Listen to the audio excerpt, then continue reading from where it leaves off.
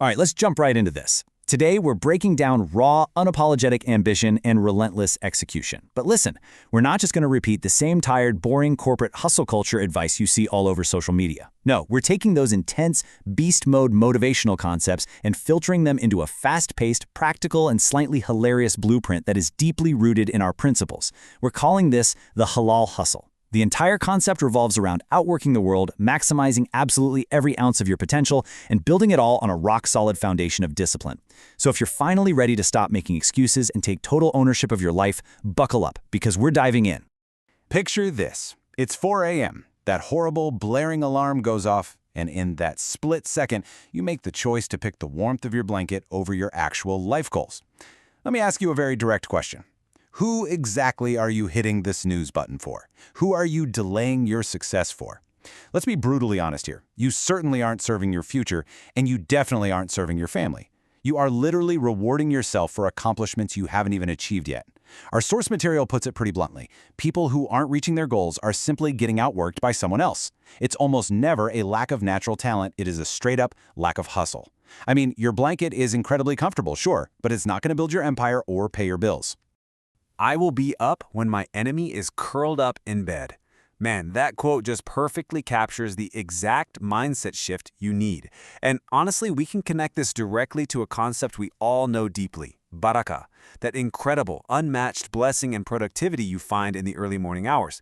Look, while you're snoring away, the world is still spinning. And more importantly, your competition is already awake. They are grinding, they are planning, and they are executing.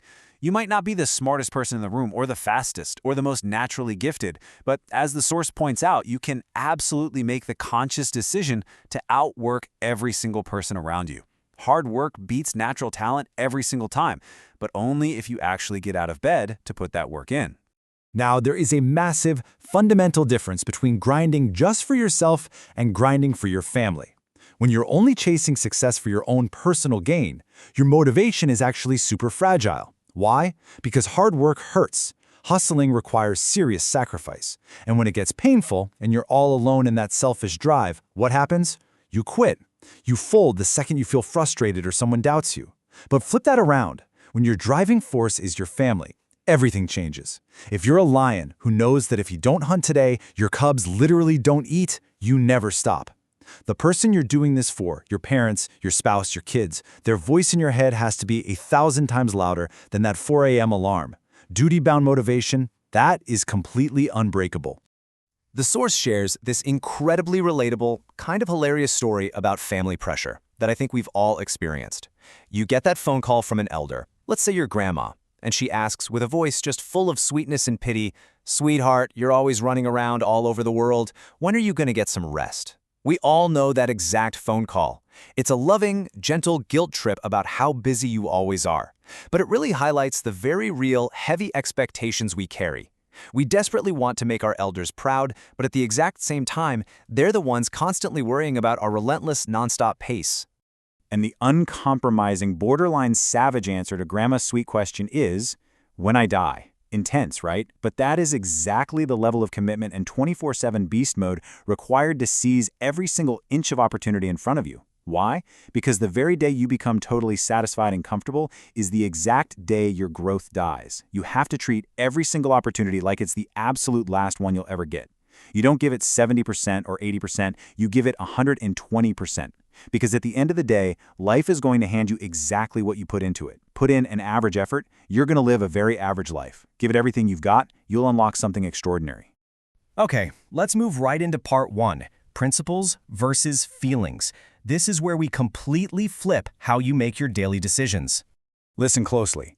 Real success is never ever dictated by whatever fleeting mood you happen to wake up in. It is governed by unshakable principles. A feelings-based mindset means you only put in the work when the weather is beautiful, you slept a perfect 8 hours, your mood is flawless, and your morning coffee was brewed exactly right. But at principles-based mindset, that's a totally different universe. Execution happens whether it's raining, whether it's snowing, or even if a literal sandstorm hits outside your window. Your character isn't just something you inherited in your DNA to sit back and enjoy. It's something you have to wake up and violently fight to build every single day, completely regardless of the weather forecast or your current mood. The actual cost of letting your feelings drive your life instead of your principles is unbelievably high. You end up missing out on crucial, once-in-a-lifetime opportunities. You stay stuck at the exact same financial and professional level forever, and you just keep blaming everyone else, your boss, the economy, your luck, for your own lack of success. And the source points out something that's both hilarious and kind of sad. People are completely obsessed with upgrading their devices. You'll literally stand in line for hours to get the newest smartphone, and you download every software update the second it drops. But you refuse to spend 30 minutes reading a book to upgrade your own mind. Seriously, if you just stopped letting your mood dictate your actions and stopped crawling back into bed when you felt lazy, you'd probably be a millionaire by now. Which brings us to part 2, the 18-mile wall. Let's talk about exactly how you break through physical and mental pain. Imagine you're running a 26-mile marathon. Everything's going pretty well until you hit mile 18. Bam! You hit the wall. Not a physical wall, but a massive barrier of sheer agonizing pain. Step 1, literally every single muscle in your body is burning. Step 2, your brain starts waging full-on psychological warfare against you, screaming at you to just quit, telling you that you can't take one more step. Step 3, you feel like you're moving in slow motion. Your limbs weigh a ton, and you're gasping for air. But you just keep pushing. You completely refuse to stop. And then, step 4, suddenly, you break through. You enter this automatic glide, that runner's high. You've beaten the pain, and now you know for an absolute fact you're going to cross that finish line. Breaking through this exact psychological and physical wall in your own work is the only guaranteed way to reach the top. Growth is the greatest separator between men.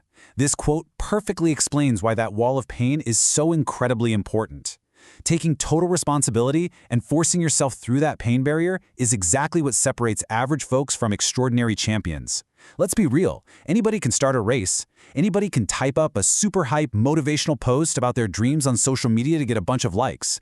But when they actually hit that 18-mile wall, when the work gets genuinely tedious and painful, almost all of them turn right around and run back to their comfort zone. Only a tiny fraction of people have the guts to dig deeper, make the sacrifice, and go where others are too scared to tread. It really all boils down to just one tiny pivotal number, 1%. When you're trying to give 100%, getting to 99% is honestly pretty manageable. But that very last 1%, that is where the absolute agony lives. That 1% represents the late nights, the stress, the sweat mixed with tears. It's forcing yourself to reread that dense, complicated book a third time because you didn't understand it the first 2 times. It's getting out of bed at 3:30 in the morning instead of 4. That microscopic amount of extra pain and effort is the defining trademark that creates champions and absolutely destroys the competition. The source gives us this beautifully simple, practical definition of the word extraordinary. It is literally just taking whatever is considered ordinary or normal and slapping a little extra onto it. That's it. It's staying at the office for just 1 extra half hour when everyone else has already gone home.